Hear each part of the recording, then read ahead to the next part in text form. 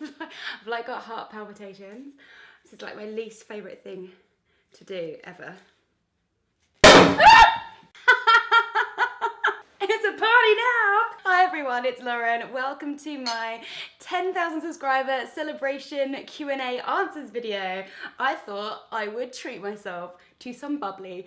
Fun fact about this Prosecco, sparkling wine or whatever that I have. This was left over from New Year's Eve. I don't know who brought it, and it's been in my fridge, like my vegetable drawer of my fridge since New Year's Eve. And I thought, hey, if not now, then when? Thank you so much for all your questions. If you didn't see my last video, I recently made it to 10,000 subscribers, and I thought I'd have a little party, have a little Q&A, give you guys a chance to ask some questions if you had any, and get to know me a little bit better. So thank you to anybody who asked the questions. I haven't massively prepared any answers. I might not answer any questions, I might just drink. I spilled it all over myself. I can already tell this is going to be an amazingly professional video. Like, don't you just have those vibes? So let's just jump right into it. Sandra Reese asks, what book changed your point of view on something? This book didn't really change my point of view exactly, but it did give me a really different perspective, and it kind of taught me quite a lot of things, which makes me sound very ignorant before, but I probably was ignorant before, and that is The Thing Around Your Neck by Chimamanda and Ngozie Adichie. It's a bit of a mixed bag of stories, but they all come with this sort of underlying theme of cultural identity and finding that out, and I just think it's really beautifully written, and I really enjoyed it. I had a few questions about advice on starting your own Booktube channel and things like that. There are quite a lot of how to start a YouTube channel and how to start a Booktube channel videos that already exist, but if you would specifically like some advice from me, let me know and I can do a separate video on that. La Chica Madrinella has asked me about physical activities, because I mentioned in my January video that I did some yoga and I've started doing ballet again. Sure, I did ballet for 14 years between the ages of 4 and 18. I did my grade 8 award just before going to university, and then I went to university and I did join ballet soc there, but it wasn't very good, and my uni, like, it wasn't a great facility, so I just gave it up really, and I never really thought to join the bigger dance soc that was going on, because I really enjoyed ballet. Like, ballet was kind of my thing, and I gave it up. And then since working, I have tried 1 or 2 adult ballet classes. They've never been that good. There are quite a lot of provisions for absolute beginners for adults, I've found, or ballet keep fit classes, but not many actual classes for people who know ballet and like know what to do already. But last year I found a ballet school in London which does evening classes, drop-in evening classes. So I've been going to that recently, and it's been really good. I've really enjoyed it. It's been tough. There are some professionals that come to our class, so it's kind of difficult doing the moves and thinking you look beautiful, then seeing yourself in the mirror next to a professional and thinking, oh dear, oh no.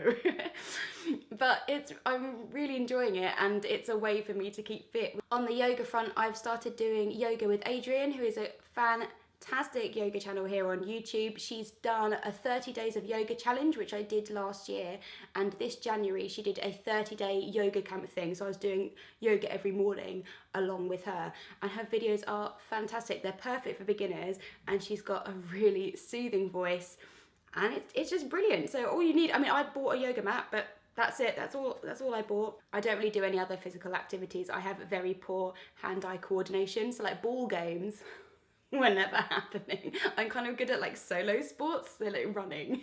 Sophia has asked, who is your #1 fictional crush? I don't think I really get fictional crushes. I didn't really read, like YA wasn't a thing when I was younger, so I never read during that period in your life where you like fancy everything that breathes. But funnily enough, I've just finished reading Far From the Madding Crowd, and like while I was reading it, I was like, Gabriel Oak, like, oh, you're sexy. I think I was imagining like Michael Fassbender as Gabriel Oak, and I was like, yeah, I fancy you, Gabes. Will, who runs the Vintage channel, which you should go and subscribe to if you're not already, has asked, is there a book that everyone loved and you absolutely hated?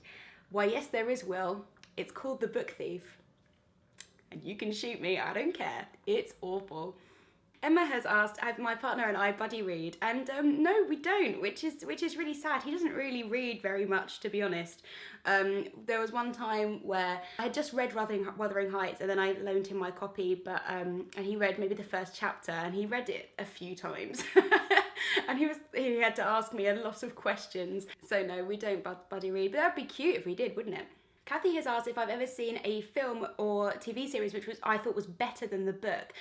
Yes, like I actually really think that the Hunger Games films are better than the Hunger Games books. I think they do a much better job of kind of giving the outside explanation of what's going on, because obviously the books are just from Katniss's point of view, and I think the films give a much grander scale. To be fair, I've not seen Mockingjay Part 2, I've only seen the first 3. And I did see the first film before reading the book, so maybe I'm a little bit biased, but I think those films do a really good job of, if you've not read the book, you can absolutely go and watch them and really enjoy them, which cannot be said for some of the Harry Potter films, let me tell you that, because I saw them before reading the books. I had no idea what was going on. Katie has asked what I study at university. I studied mathematics, and there's a whole video on maths coming your way very soon, you lucky, lucky things. Tony has asked if I have a Beat Generation writer that resonates with me. I don't know what that means. If you mean like Allen Ginsberg, not read them. So Virginia has asked me about my job. She's asked me what I do for my job, because I've mentioned before that I travel around with work, and she's asked me why I travel. I've had a few questions about my job actually. I don't want to talk about it too much, but I work in finance, and the reason that I travel for work is that my clients are based globally. So when I've been traveling before, it's either been to go and visit other colleagues that I work with in our local offices, or to meet clients face to face, depending on where they're based. In January, I went to Zurich, and that was for a workshop that I was invited to. Last year, I went to South America, meeting a load of different clients. And then I also travel because I might be invited on corporate, like social events. So I've been invited to Oktoberfest before, which was so much fun. I'm really hoping I get to go again this year. And following on from that, Vanessa from Chbosky has asked if work asked me to give up doing this Booktube channel, and what would my response be? Well, you know, I've got a mortgage, so... Vanessa's also asked what kind of music I listen to. To be honest, I don't listen to very much music, which is quite weird because I love music. I really love music, but I just never seem to have time to listen to it. I don't listen to music while I'm reading because I find that far too distracting. So I'm not very up to date with kind of current musical news or anything. To be honest, I am most likely to be found listening to musical soundtracks. I could probably sing the entirety of Evita to you right now if you wanted to. I won't subject you to that, don't worry. But I can tell you what my all-time favourite album is, and that is an album called Blue Roses, which is by an artist called Laura Groves. She used to go by the band name Blue Roses. She now goes by Laura Groves, I believe. And this album is so beautiful. I could listen to it again and again. It's a lot of piano, violin, guitar sounds. Laura harmonises with her own voice a lot of the time, and it's very high, very haunting, very beautiful. The lyrics are so poetic. I just think it's gorgeous, and it's like, I swear no one's heard of it, or maybe everyone's heard of it because I don't know what's going on in the music world, but I really love this album. Lauren from Lauren and the Books has asked me what my favourite and worst book cover is that I own. I kind of couldn't be bothered to go through all of my books because they're stacked under my bed. But as a rule, I really hate movie covers of books. I much prefer like the original artistry. And when it comes to favourite book covers, I have one favourite book cover, and that is a book cover designed by the wonderful Holly Dunn at Library at the Edge of the World. She is a book cover designer, and she has just been commissioned to design the cover of the new Catherine Mansfield book of short stories, The Garden Party, and you should all buy it when it comes out because it's absolutely beautiful and I love her work, and that is probably my favourite book cover. Brittany from Under the Radar Books has asked me what's some of my favourite underhyped books. I had difficulty answering this because I'm never really sure if a book's underhyped or not, but I will tell you what my number one favourite underhyped book is, and that is What I Loved by Siri Hustvedt. I think Siri Hustvedt in general seems to be very underhyped. What I Loved is probably my favourite one she's done, or The Blazing World, which is her most recent novel, although that is quite experimental. So if you've not read Siri Hustvedt before, I think What I Loved is one of the best introductions to her work. She's just such an intelligent writer. She's a really intelligent person, and she writes essays, and she's like a doctor doctor, but she always brings philosophy and art and theatre into her books in some ways. And the stories are just so fascinating with that all woven into them, I think. Draw Your Book has asked, if all the books in the world were banned and you could not read anymore, what would you do? What would any of us do? I'm running low. This is running low. I have no idea if this is going to be a fun video to watch, but I'm having so much fun making it. I should get drunk by myself every evening. Like, that's the way to live. Dottie has asked about my reading habits, when I read, how I read, etc, etc. I've already said that I don't read with music on. I normally have to have silence when I'm reading, and generally I read commuting. I normally get the bus or the train to work. It's about half an hour to 40 minutes commute depending on, you know, transport for London. And I tend to read then. I don't necessarily tend to read very much in the evening when I get home. That time is spent YouTubing or making dinner, and I often read at the weekend. My boyfriend is studying for an exam at the moment, so sometimes we'll both go to a coffee shop together. He'll do some studying and I'll read my book, and we'll share a cake. I also only tend to try and read one book at a time. Like, when I try and read more of them, I feel like it really stresses me out because I'm not finishing any of them. I try and read one book at a time in complete silence. I'm so fun. Steph has asked, who is my favourite author? That's like the most impossible question, Steph. But it's probably a tie. Ali Smith is definitely up there. Siri Hustvedt is definitely up there. I really, really enjoy Margaret Atwood's writing. Chimamanda Ngozie Adichie, I've read all her stuff. Like her work as well. John from John Be Here left me an amazing list of questions, which I will try and sum up for you now. If you're not subscribed to John Be Here, you should be. He is hilarious. I'll link one of my favourite videos of his below, which is called something, I can't even remember the number, John, because it's like 462 subscribers or something like that, and it is so funny. He's asked several questions about Booktube and the wider YouTube community, why I make videos, how much time I spend watching friends' videos, kind of about general, my general YouTube habits. So I think I see myself as a YouTuber rather than a booktuber, not because I don't talk about books, I do, but I feel like YouTube is a space where I can create what I want and do what I want and talk about what I want, and it's a fantastic platform. So I would see myself more as a YouTuber in broad terms. But what I watch on YouTube, I think, is actually quite varied. I watch a lot of beauty and fashion vloggers, I watch some family vloggers,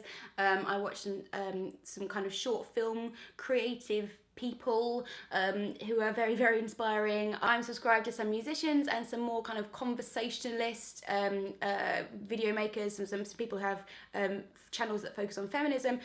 It's quite wide what I watch, and that's the community I sort of see myself part of, and Booktube is a subsection of that. To be honest, John asked if I feel like Booktube is included in the discussion about YouTube culture, and I don't think it is, but I think that's because it is quite niche and it is quite small. And there's probably a lot of other small YouTubers that I don't watch that are in very, very niche subjects. I know my boyfriend found a YouTuber who talks about whiskey, and he watched him loads because he wanted to learn about whiskey, and he was just watching this guy like reviewing different whiskies. Like, I don't know about whiskey tube, so I think it's just what you're interested in. I'm not offended that people don't include Booktube in like the wider YouTube community discussion.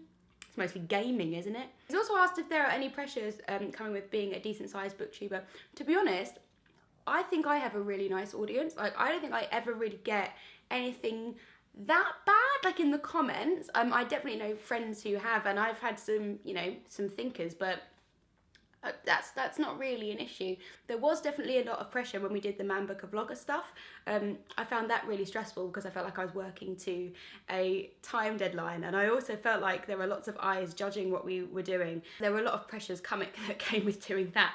But now that that's over, I mean, I'm really delighted that people want to watch and people want to subscribe. That's really lovely, but I don't think it's going to change what I put out, because I started it putting out what I want to put out, and I feel like drunken logic is about to happen because, you know, my hands are getting involved. If you're not doing it for yourself, then, you know, why are you here? So it honestly doesn't matter to me how many subscribers I have. So hopefully there won't be any more pressures. I think the only thing that's likely to happen is probably the increase in trolls or the increase in nasty comments that come with being a bigger YouTuber. But I honestly haven't really had to deal with very much of that at all so far. So guys.